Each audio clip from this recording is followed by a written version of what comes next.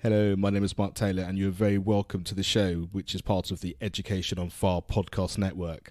I just wanted to take this moment to thank our sponsor, the National Association for Primary Education, who speak for young children and all who live and work for them. This can include parents, teachers, governors, and all those interested in primary education. NAPE, which is a non-political charity, works tirelessly to support teachers in the classroom and leads the primary umbrella group of 30 primary subject associations and unions, and gives teachers and schools a voice at governmental level at consultation meetings with ministers for schools. If you'd like your voice to be heard and to find out more information, please visit their website at nape.org.uk. That's nape.org.uk. Hello and welcome to the Education on Fire podcast. The place where we share creative and inspiring learning in our schools.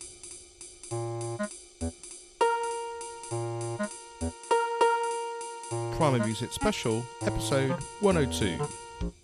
Hello, welcome back to the Education on Fire podcast with me, Mark Taylor, and this are Primary Music on Fire specials, combining our Primary Music on Fire membership site and all the great content and things we have in there that we're sharing with you, and also linking that into some of the seasons that we've been doing, especially our English season in literacy, which we did relatively recently. And today I'm delighted to be joined by Glenn Carter, who's from History Rocks. So I'm very excited to see how this music stroke curriculum fits in and his background and his history. So Glenn, thanks so much for joining us today. No problem. Thank you for having me.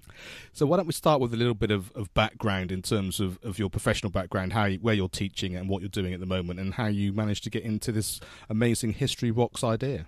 Right, so I didn't start off as a teacher. I did my history degree and masters, and then I worked in local museums for a little bit, and then moved into teaching from there. And then from there I became the history coordinator, and that's what I've been ever since. And then within school, the school that I'm at, we do sort of class assemblies, which I know are a big thing across the country. But in our school, they are quite a big thing in general.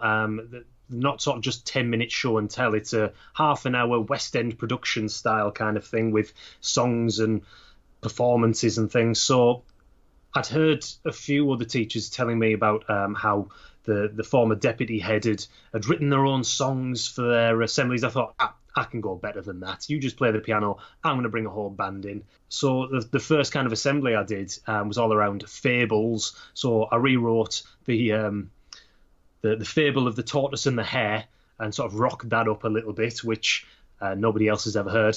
And then from there, I thought, well, actually, the next assembly I do, if it's going to be a history one, I want to do my own history songs from there. So the next one was about the Stone Age, which has actually become one of the most popular of songs on my YouTube channel, on my page as well, about the Stone Age sucks. And then it just kind of developed from there, really. I wrote one song, and then I wrote another song, and then a couple of people within the school asked me, oh, look, I could do with a song myself. Could you write one? Because we were finding that actually, as the children got older, sort of year 4, 5, and 6, a lot of the music that was out there that was kind of topic-specific was just a little bit babyish, really. So, and I love sort of rock and metal, heavy metal kind of music, so I wanted to kind of expose them a little bit to that kind of side, because I was a little bit fed up with them just seeing rap and pop music kind of thing. So it kind of developed from there. I wrote half a dozen songs, and then I started branching out into things like science and geography, just a few of those. I started the page on Facebook, which was then shared around quite nicely. And then I started taking requests. So if people had requests for things, well, I'd take them, I'd see how viable it was.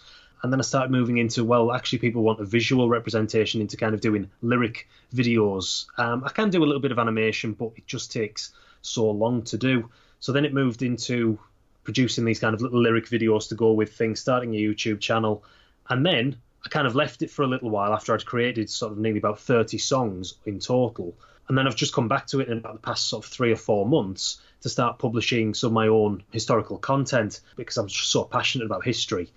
And yeah, it's just all kind of taken off from there, really, and it's doing really well, and I'm looking forward to seeing where it's going. And where did the music prowess come from? You sort of said you had a history degree and you sort of been down that route from that sort of early professional level. Where did the music side come from? Was that just sort of a passion from your sort of younger days? Yeah, so I was, when I was a teenager, I was into sort of rap music, and then my dad brought home a copy of Led Zeppelin, the greatest hits. It was a cover of them, I think, dressed up as spacemen or something. And I remember he played Dazed and Confused, and I was listening to the crazy violin bow section in the middle, where it just sounds like noise. And at the time, I was going, "What on earth is this, Dad? What are you doing?" And then it kicked in with a solo, and I was absolutely blown away by it. And I was like, "Right, I need to hear more." So then he put on Black Dog. I was like, "Right, that's amazing. I need to hear that." And then he brought home Black Sabbath as well, and I was completely hooked with that. From there, I knew I wanted to play the guitar, so I started learning. I was about 14 at the time. Started learning to play the guitar, and taste got heavier and heavier into things like Iron Maiden, Metallica, and then got more extreme, Slipknot, and that kind of stuff. And then I started playing, and I remember my first teaching practice.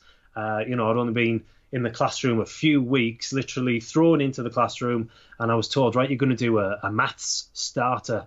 That's all I had to do. I was just learning on the job, and I thought, right, I'm going to do it.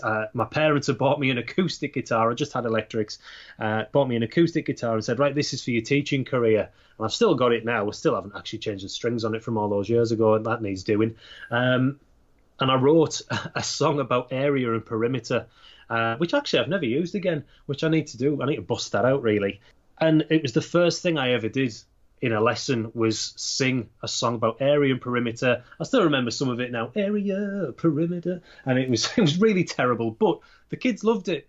And from there, I thought, right, this is what I need to do. I need to bring this in. And then sort of in my personal life, I started getting into bands and recording bits and bobs, nothing major, just local, but it kind of all stemmed from there. And then I got into sort of a lot of home recording, recording all the guitars, drums and things, started doing a bit of singing. And yeah, it kind of just took off from there, really. It's probably quite hard to tell maybe from where you are, because you are the teacher, they are your passions, they are the things that you do. But I would imagine from a pupil's point of view, it just opens up a whole world of my teacher does this, and this is their background, and this is what they like to do. Despite the educational elements or the sort of the stuff that we can discuss from a sort of a technical point of view, just the fact that it's kind of, wow, my teacher does that's a completely different ballgame, a completely different conversation starter, really. Oh yeah, totally.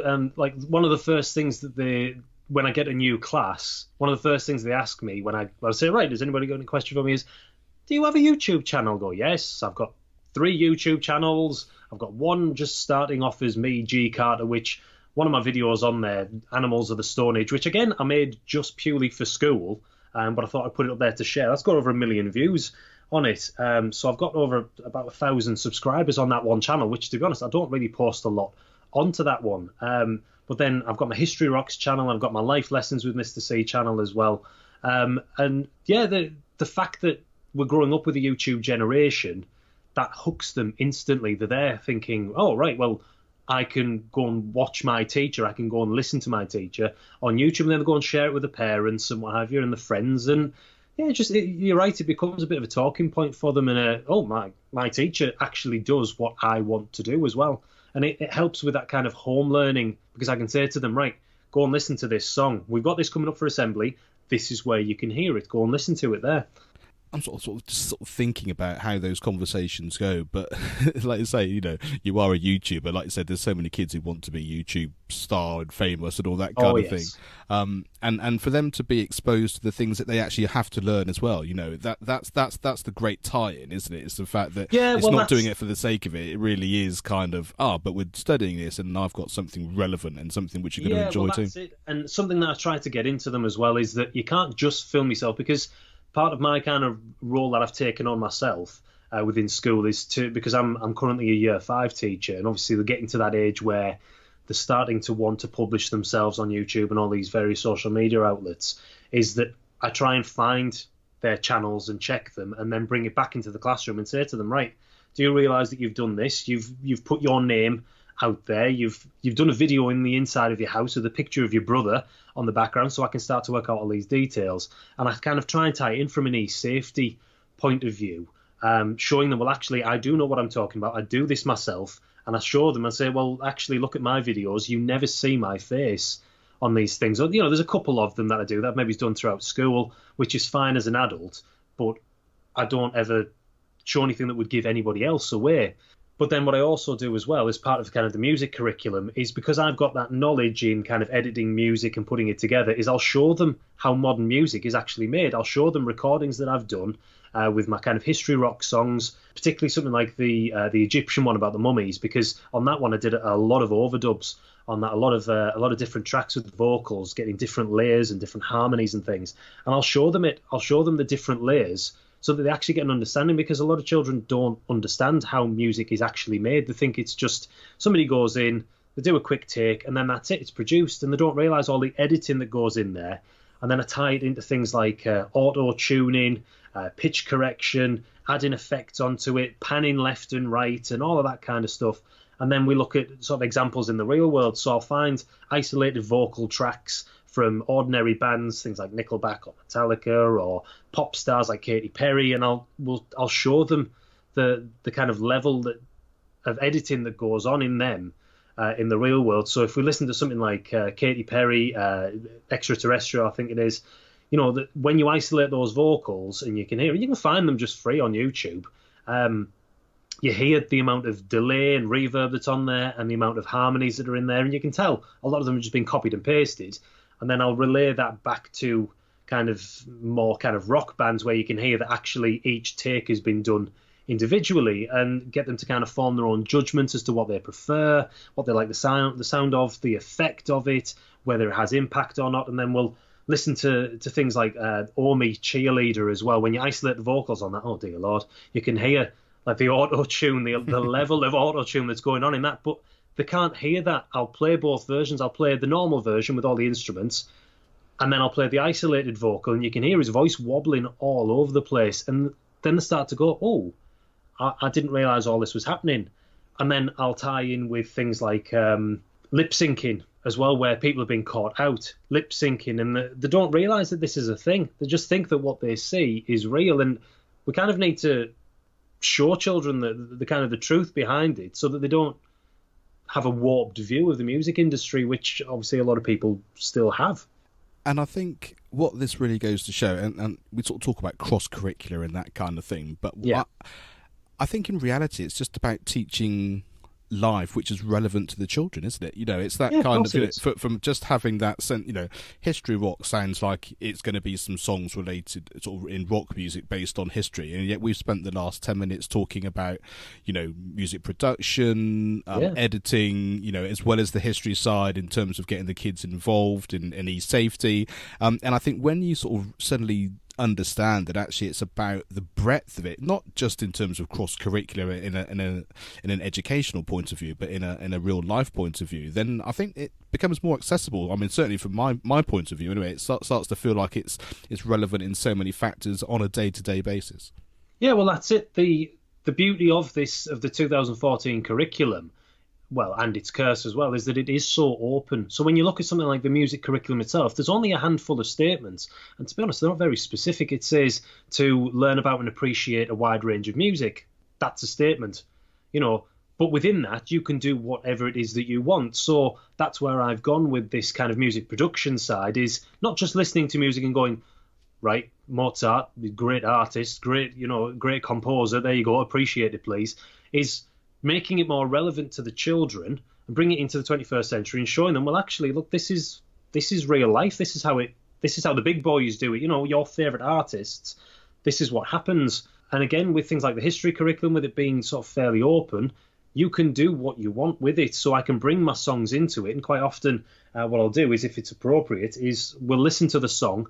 I'll put the lyrics in front of the children. And because I've done like a lot of research around the songs themselves and the lyrical content, then actually it is relevant. It's not just a throwaway catchy song just for an assembly. It actually does have relevance to the topic.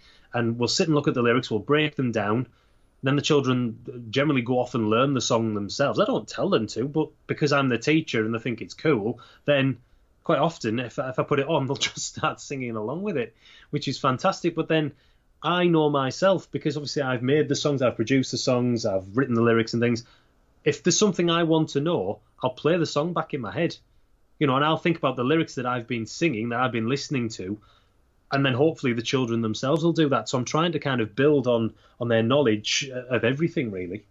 And when they've got that framework, like you said, whether it's been told to them or whether they're doing it automatically, of kind of, I'm going to learn the song, I'm going to make sure I know what's going on within it from a lyrical point of view, then that's fantastic, because like you say, because you've got complete control of that content and you've been able to put all that educational value in there, it's almost like osmosis, I guess. They're getting it originally from the learning, and then, like you say, if you can then recall it and understand how all that is. I remember my kids doing the same sort of thing from sort of the horrible histories kind of songs in that as well. It's that kind of, we need to know where one of the kings and queens were, and then they start singing through the whole thing. But it really does work, doesn't it? Yeah, it's great, and that's absolutely the point. I mean, I started off as well with some Daft Little Times Tables videos, which I did in my NQT year, which I made on PowerPoint because I didn't really have a video editor at the time. And I found a piece of software called Songsmith, which is free if you've just got a Microsoft account.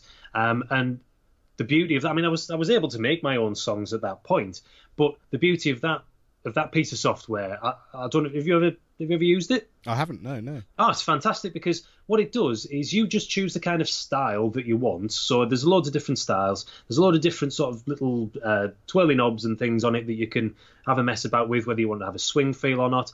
And then as long as you've got a microphone, you just start singing into it, and it will find your pitch and match the instruments to it. So you don't actually have to play any instruments. You just start singing, and it will change the key, the pitch, to match your voice. So that was really easy. I just sang through them. But I did that because I found that on things like YouTube, which obviously was a little while ago, it's obviously exploded a lot since that time, was that a lot of the songs weren't keeping a rhythm. They didn't have that, and that's obviously what makes us remember songs and music, is that kind of that rhythm, that repeat. So I thought, well, actually, I'm going to start putting a rhythm to these times table songs, so that it isn't just 1 times 1 is 1, 2 times 2 is 4. It actually fit together. And I still use them now, even though they're not the greatest of quality. The microphone wasn't very good. It was a about £3 USB microphone. It wasn't great, but I still use them now, and the kids still love them, and they can still sing those songs back to me. And it's about tapping into that, the different methods that we can use to get the children to learn. Yeah, that's absolutely brilliant. And we'll make sure that we've got links to all these things on the show notes. So if you go to educationonfire.com/Glenn Carter, then we'll make sure that all those things are on there, so you can explore those in your own time as well. So let's just take it back to the actual history side of it. Per se at the moment. So what sort of songs and breadth and what sort of topics have you covered on your site so far? Oh, wow. So it started off with pretty much whatever I was doing in class. So I started off looking at Stone Age. So I've got a couple of songs about the Stone Age on there. One about sort of generally Stone Age being pretty awful time if you were there. One about inventions that people came up with, and then one which was more local about sort of cave paintings and things. But then as I started to move on, I hated seeing when teachers were recycling the same assemblies over and over again. So I thought, well, actually, I want to do different ones. So then I'd move on to slightly different things. So I did one about science and light and that kind of stuff. But then when I got into year 5, we sort of looked at the Greeks and the Vikings and Anglo-Saxons. So I made another couple of songs about Zeus and the gods. I made one about the Spartans, covered the Anglo-Saxons generally, about being an Anglo-Saxon, Vikings. I had a couple of children last year who were really good. I mean, this was back end of year 5, really good rappers. So I thought, right, well, I'll play to your strengths. It's not what I would normally do, but I used GarageBand and put a couple of samples together and did like a stupid Viking boast battle rap kind of thing. But the kids took charge of that, and it was absolutely phenomenal. Seeing their performance, seeing them doing it was absolutely great. But again, it was tapping into their interest, not just mine. But I've covered things like kings and queens.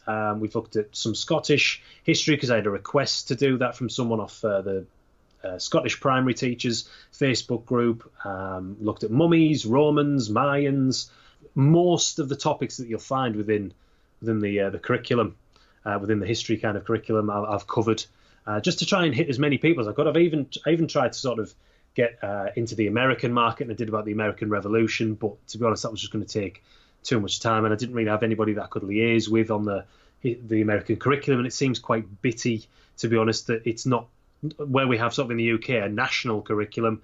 They seem to have more of a state curriculum, which could change and vary, and I thought, that's going to get too complicated. So I did that one and then took a step back from it.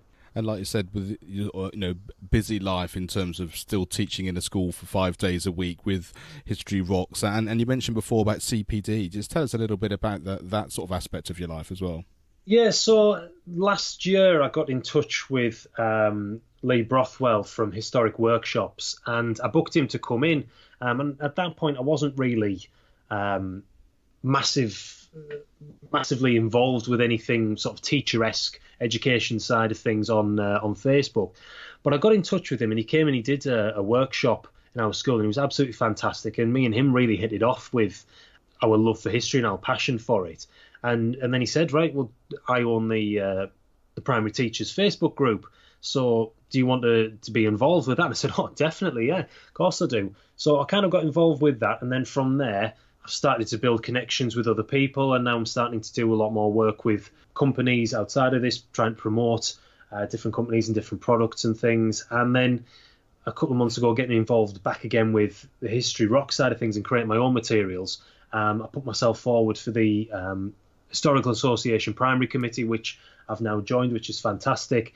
And then alongside that with Lee, delivering my own history CPD for teachers. And I offer that kind of locally and nationally as well through things like Skype, so that I can try and target as many people as I can. And obviously with the new Ofsted framework coming out, then curriculum's a big focus for people, and making sure that all those topics, geography, science, RE, art, they're all being hit.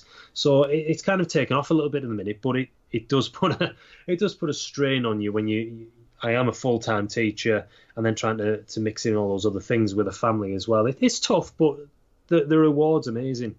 And I think once you get into that circle of enthusiasm, like you say, it's sort of, you're right, you get sort of time poor quite quickly, but because you're doing it in your way, you're not bogged down in the curriculum, you're excited and expanding through the curriculum, through the music and the assemblies, and then being able to share that in the CPD. And I just think all that sort of ripple effect from that initial excitement that you can bring, I think is so inspiring hopefully for people listening, and in terms of them being able to see how other people are doing it in a different way. And I just think, I mean, from a musical point of view, as a musician myself, that kind of what's the music I need to do in the national curriculum with a sheet of paper in front of you is a very different prospect to, right, we're going to listen to Katy Perry and see how all that builds up and all that sort of thing. And yes, it's a million miles away. And I think sharing those ideas is just fantastic. Yeah, I mean, when I look at some of the teachers within my own school who sort of do music, yeah, of course, that's all got a place in there. It has to be. The children have to learn music, they have to learn the instruments and stuff. But unfortunately, there isn't that knowledge out there of music production. There are very few people who are teachers who have that knowledge of it, who've maybe played in bands and who are willing to share it. And I think if you have got that knowledge or some aspect of music that you can bring to the table, even if it's just playing your instrument, to the children, whatever instrument it is, do it. Get it out there, show the children, because actually that one moment could spark someone. It could change them and get them excited for it. I've had a number of children where I've played guitar in the classroom, and they've come up to me and then told me, right, I want to learn to play guitar because I've seen you do, and you think, wow, that's an amazing moment. And if you can show them things like music production, they might look at it and go, wow, I love that. That's amazing. I do something similar at home. And something else I do as well is I show them how you can make music without actually being musical. So using my sort of Promethean Active panel, I can sort of load apps onto it, Android-based apps. And I use things like a music studio that's on there, or things like Acoustic that are on there, which you can, you put in the sounds that you want. You don't have to be musical to do it. But it's trying to show the children that actually to make music, you don't have to be all that musical. You don't have to play an instrument in the traditional sense, and that anybody can access it. It's a case of learning some of the timings and learning what goes with what mixes with certain things. But actually, you can access it. Anyone can access it, and just trying to open that door for them. I think what I love the most about having sort of chatted to you today is the fact that what's becoming very clear is the fact that when you're authentic and when you're just being you in your classroom or with your pupils or however you're teaching, actually you give something which is a real gift to the children, which of course we all know. But I think the other thing is that if you remember, every year the children get a different person, and so if you can show up authentically in your way, whatever that happens to be, rather than worrying about it has to look like this or it has to look like that or I need to learn this, what is it that you're passionate about? How can you make it work for you? How can you show up and connect with the children on that real authentic level? And that's really the best bit of teaching that you can do, I think. Yeah, totally and utterly. So it doesn't matter whether it's music, history, geography, art, whatever it is that you are good at, you need to show that. You need to demonstrate it. Even if it's something like train spotting, you need to share that with the children. However simple or boring you might think that they might find it, if you're passionate about it and you put that passion in front of them, they will pick up on it. And music's something I'm passionate about, history's something that I'm passionate about. And you can just see it when you say, right, we're going to do music. You see the little fires light up in their eyes when you say, right, we're going to do history. You can see it just lighting up in them when you say, right, we're going to do art this afternoon. Even though I'm not the greatest artist in the world, my TA is absolutely fantastic at art. And, I've passed on some of the lessons. I've said, oh, look, do you want to teach this? Because you know what you're doing with it. And he's put that forward. And then I've seen the children become excited by it. Yeah, I can take them to do a little bit of art and whatever and show them some stuff. But because he was so passionate about it, that got the children there. And it's whatever it is that you enjoy and that you can bring to the table. And even, you know what, sometimes we kind of have to think school and education is more than just the curriculum, because a lot of our children are going to go off to do things that haven't been included in the curriculum. YouTube is not a part of the curriculum. Music production isn't a part of the, certainly in primary, isn't a part of the curriculum. But a lot of our children are going to go off and do those things, and we need to kind of ignite those fires and show them how it's possible. Yeah, I couldn't agree more, and I think that's it. It is as I say at the end of every show, it's not the filling of a pail, it's the lighting of a fire, and I think that's such a key thing. So, for everyone that's really keen to find out more of exactly what you're doing, where's the best place for them to go and check you out and get all the details? So probably my Facebook page for History Rocks. If you search for History Rocks, it should come up with creative primary history. So if I put any new content, any new songs, any resources, any videos, I generally upload it straight onto there first. But there's also my website as well, which you can find links to on my Facebook page, which is mrcarterrocks.wixsite.com/historyrocks. Fantastic. And as I said, we'll have all those details on the show notes on educationonfire.com/Glenn Carter. Glenn, thanks so much for chatting today. It's been really inspiring. I love it when the passion just shines through, and I love the way these conversations really sort of connect every part of school life, and I think that's something which we can all be really inspired by and gain some kind of real excitement about our future going forward. Yeah, no problem. Thanks for having me. You don't realise all the connections that you make within school until you do something like this. So thank you for making me realise what sort of an important job that we have. Thanks for listening to the Education on Fire podcast. For more information of each episode and to get in touch, go to educationonfire.com. Education is not the filling of a pail, but the lighting of a fire. Do you need help and support in creating and embedding music in your school? If so, we have created Primary Music on Fire to help you with just this, a music membership site that's taking the fear out of teaching music by giving you the step-by-step skills and ongoing support you need to produce lifelong musical memories for you, your school and your pupils. Go to educationonfire.com/primary-music.